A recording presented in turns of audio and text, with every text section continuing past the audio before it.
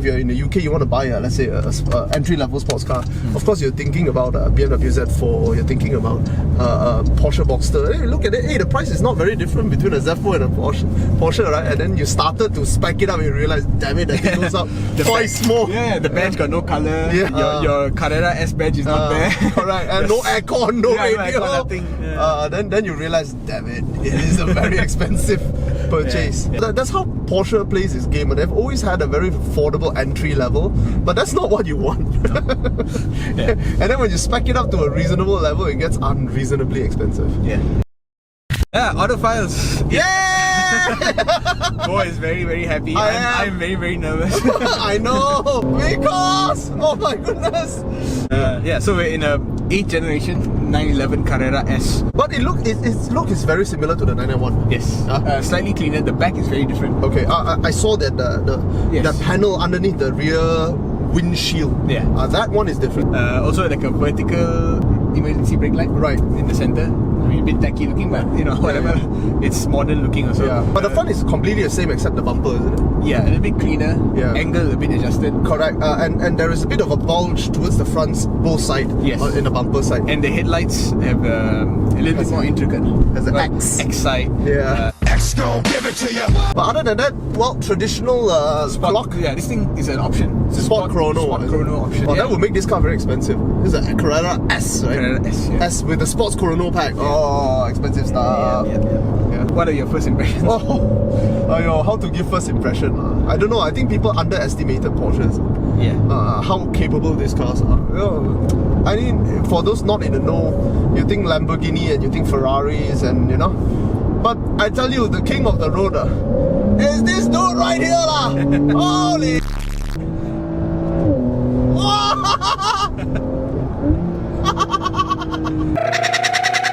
and we're not even talking about a turbo, right? This is just the S. This is just the S. just the S. This is not even the 4S. This is not even 4S, not turbo, not GD2, GD3. Just the freaking S.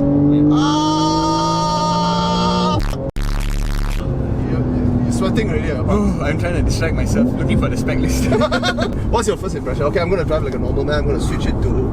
Thank God. No, normal. I was in normal the whole time. For me, 911 is like the quintessential supercar. When people say supercar, of course, everybody's first idea is Ferrari, Lamborghini. Maybe McLaren. Yes, these all exist. But the Porsche is like what a Rolex is to supercars. People take it for granted how expensive and how capable it is, but it's the absolute standards. It's a standard by which everyone aspires to. Yes. Because Ferrari, to a certain extent, they can fake a little bit here and there. They can concentrate on design and branding and their motorsports art. But Porsche never did that. They built cars, supercars for the road. And immediately the connotation is their supercars must be daily drivable. You must be able to have this, and anytime you want, step inside. No need to worry about calling your mechanic. Nothing like that. And they've kept to the formula relatively well. Yes. You know, most supercars are a difficult beast to live with. You love it and you hate it. Even the AMG GT. We drove it. Blind spots everywhere. So much of fluff everywhere. So much of sound screaming everywhere. And you know, I took the AMG GT exactly 1 year ago to the same car park I went to just now. And the AMG GT was a pain in the ass to get out of the car. Man. Because you can't see the corners. So long in the front. There's no panoramic view. Correct. This has everything. And it can even raise its front to go over bumps. You have no idea how easy it is to drive a Porsche. There is no learning curve. Zero. I got in here. Everything was exactly where I expect it to be. I put it into D exactly. I've never seen this new stock. I pulled it down exactly how it was. Immediately. Amazing, man. Everything this is so deliable. You know, I don't know, it's like a wife that is both hot and also motherly and also somebody can treat your parents well. You don't get things like this every day. And the only player in the entire market that seems to do this very well is Porsche. No other company. No one else bothers to do it. Performance! I think heritage is a word to describe its performance. It has the original Boxer 6 from the original 911. Of course. Modernized thoroughly lah. Definitely modernized. So it's producing what, 450 horses. Torque is 530. 0 to 100 in what, 4 seconds? 3.7. Oh, with the sports chrono it's 3.5 seconds. Whoa, this is seriously like to me, my conundrum is now like, what is the point of all the other variants of the 911 when this is already, because it goes down to 2.6 if I'm not mistaken. 2.7. But I mean, does it substantially matter? It doesn't. But performance-wise, yeah, everything honestly is just on point. Spot on. And the comfort, it's not jarring at all. Yeah. If you go over bumps, yeah, of course, you have to slow down. If you have to, like, as all sports car, you have to. But it's completely comfortable. I would say more comfortable than a lot of like Vios class car. You see the way we are bouncing on the road? Yeah. It's actually soft. Yeah. It's not like wallowy, but it's bouncing according to the undulation of the road. The chassis is absorbing much of the harshness of the road. Yeah. But you're getting the feedback to tell you what the road surface is like. The only sense that it is a very serious sports car is in the hardness of the seat. Because the suspension actually, if without such a hard seat, you would really think that it is a halfway there sports car thing. It's like a sports coupe, something like a GT car, something like a 350Z, like not a serious supercar. Not a serious supercar, but damn it, man. Wow, when you step on it, completely nuts. Let's listen to this in a store. Listen to that. I have to say something about the quality of this Boxer 6. Well, start with the sound. The sound, the throatiness at that right RPM between 3,000 to 5,000 is absolutely identical. Completely identical. It goes from a throaty grunt into a relatively high frequency scream at exactly the right time. As your Boxster? As my Boxster. Exactly the same. The only difference is the volume. I felt that under normal circumstances it's a little bit louder in here. Sports exhaust, I think. Can you switch it off? I think now it's on. Now it's on. This one seems a little bit piped. Does it? I don't know. No, there's a bit of a piped-inness. Exactly the correct sound. It's exactly the correct sound. And not just that. It's not just the sound. It's also the feel, the vibration. It vibrates, it rattles at exactly the right moment. At about 2000 RPM, it rattles a little bit. And then after that, it goes into a very high frequency rattle that it feels just part of the feedback of the vehicle. I have to say, handling wise, to be honest, I felt that my Boxster is still sharper, even though it's 10 years older than this car. Mid-rear engine in the Boxster. Correct. The layout is correct. This one, I sense that there's a bit of wizardry going on. So because as the front is about to lift up, they kind of compensate the suspension angle. You see that, right? Yeah. Because the front lifts up a lot. You just step on it and it lifts up. Yeah. You can feel the whole car changes depending on speed. Correct. Depending on how fast you're accelerating. There is actually a lot of wizardry going on to override its inherent problem of having a rear engine. Because your weight is all at the back. And then the thing goes up, then the whole front loses traction, isn't it? That becomes a problem when you are turning, especially. That's why people say that the 911 Porsche has a tendency to turn into a hammer, like trying to fling a hammer. Because the handle is the entire car, the head is the rear. Right? So the thing when you just step go on all it, over the all place. the weight goes to the back. Correct. And it's a awesome sensation of acceleration, but the moment you want to start turning, then you start realizing, hey, it's not responding the way it should be. This is a characteristic of 911, to be honest. But I think a lot of wizardry has gone in to keep the front down on the road and allow the front to steer despite the amount of G-force being pushed towards the back. It's amazing lah. But of course, it is still not as sharp as a mid-engine 458, 488 setup lah. Because those things literally, the weight is in the right place, and your front is on the ground. The angle and the towing is exactly correct. Performance 4.5 out of 5. 5 out of 5 lah. Looks. Well, it's still a classic 911. Still the same. Some of the things they added, like the slats at the back, make it more interesting. The front look, I like the bumper change lah. It's a little bit more aggressive now, less rounded. But they've not gone full Audi or Lambo. The angles, they're not there. They're all very, very tame. So it's a look that is not embarrassing. I think one of the biggest problems with supercars is the buying populace tends to be not that young. And people around that age, unless they're a complete usually will demand a little bit of discretion in the way things look. There is a limit to how much you want to show off, and I think Porsche got that you can drive a Porsche it's blingy, but if you come out and you keep your attitude in check, it doesn't look like you're showing off. It's not possible with the Lambo. Any other supercar, if you valet park it and you park in front, people will be staring at the car. And even if you're being respectful, people will just think, he's just pretending. This guy is like, he's showing his wealth. This car is for people who want to enjoy their wealth. Correct. Not to show off their wealth. Not to show off. A lot of tagline. I'm the marketing fluff boy now. When the stats don't matter.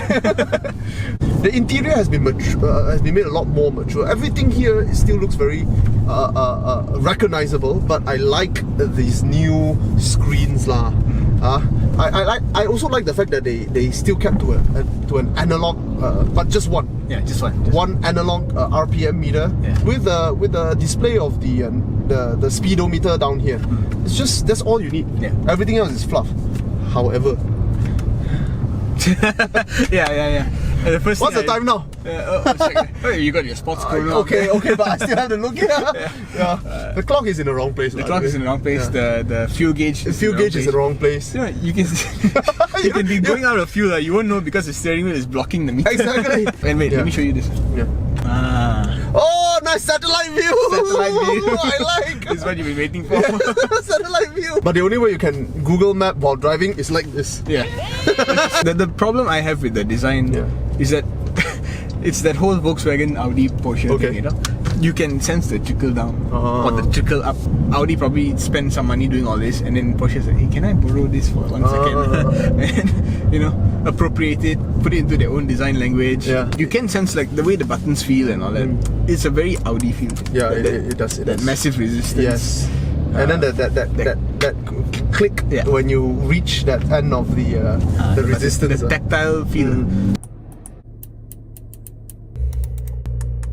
It's very Audi lah. It's very Audi. But I don't get that Volkswagen relation here lah, to be honest. The Volkswagen relation is you find it in Audi. In the cheaper Audis, like the one we drove yesterday, Q3. But over here you feel the Audiness, but not the Volkswagen. Which is good lah, because you are definitely paying a lot of money for this. Not a single part must come from there. No, except for the fact that it was a Volkswagen that started this brand. Actually, I went for lunch just now and I told my friend, I'm coming in a yellow Beetle. Yellow Beetle. And in fact, when I was driving, a yellow Volkswagen Beetle was tailing me the whole time. Anyway, so looks wise, you can't really say much about the external changes lah. You can nitpick and then you can look at the details there. I'm sure there's a lot of changes, but overall, it's like that lah. They did a good job lah. There's nothing controversial. It's not like the 996 generation with the running yoke headlights. It's just they tidied up the old one. And it still looks great lah. Looking at the sensuous curves on the wheel arch, it's just. I get a bit used to it lah, because I won't. Overall, it's a 4 out of 5 for looks. What's your score for looks? For looks, 4 lah. I mean, you can't fault it lah. It's the way it is lah. A lot of the design elements in here, ergonomics and all that, is almost literally no expense spared. You know, you see sometimes a lot of design, like Citroen and all that. You see, the design team, that when they were rendering it, they had this vision. It's gonna be so good. Execution, that's right. Like, the budget is a bit tight. Let us cut corners here. Whereas Porsche, it's like this is the vision, and the execution is exactly to what the vision is. You know, you don't see any cutting corners. As someone who thinks about how they made it, how they put it together, you can see they really spend money on it. They really spend money. You can feel it. You know, the trim is like so good. It's so textured and heavy.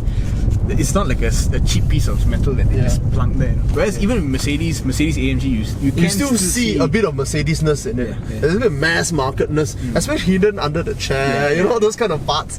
You feel this one, you see soft plastic even underneath here. You know? This is what you should be spending money on if you're spending money on a car. You know, if you want the ultimate level of cars, it's Porsche. It is, definitely, because Porsche is people who are completely on top of their game, doing exactly what they love and doing exactly what they've been doing for a long time. And selling to enthusiasts first. Correct.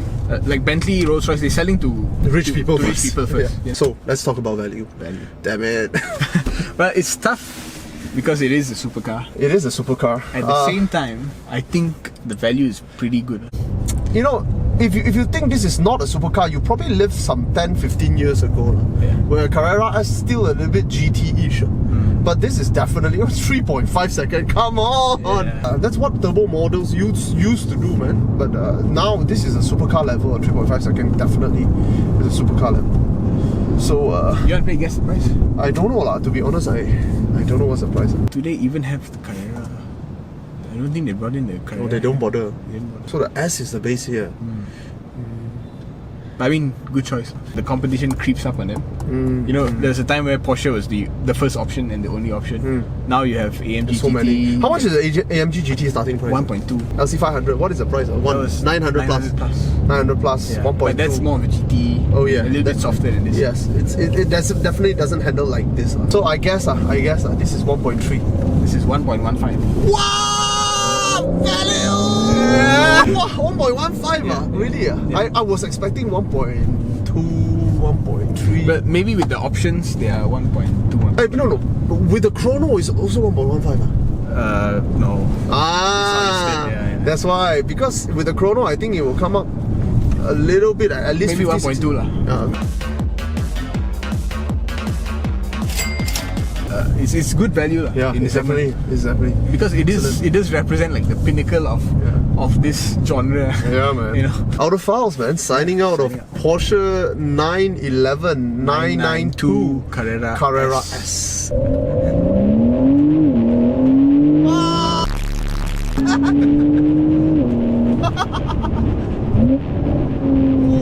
that's good.